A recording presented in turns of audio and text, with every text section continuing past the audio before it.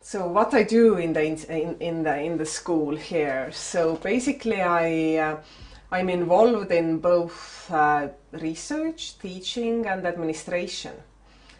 As for teaching, I teach the classes of organization theory, public service, management of public organizations, and I have also been involved in teaching the class on small states.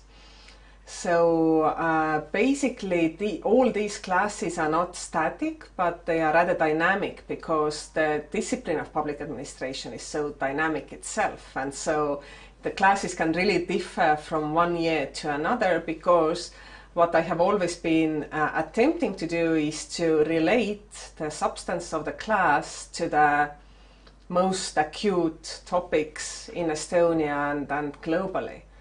And in this regard, I mean, even if we look at public administration sort of schools of thought or so, then I have taught classes which are rather linked to the new public management and to really managerial tools of public administration, but also to post-NPM topics such as the whole of government, coordination, and so on and so forth. And in this regard, I think that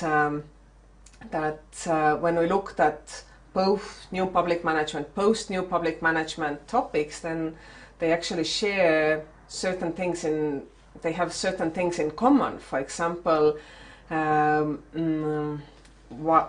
NPM has been criticized for all kind of ambitious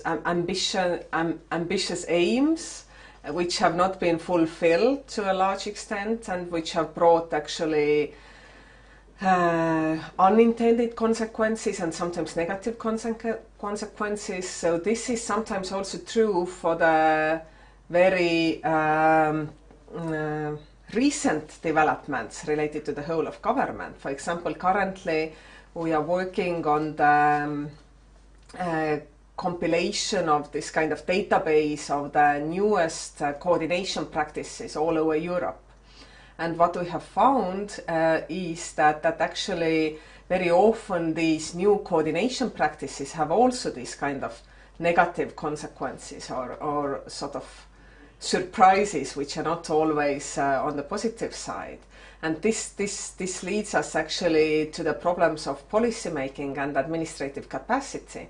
And this is one of the key issues that I'm researching through my interest in the civil service, that who are actually these people who design the policies and how they do that.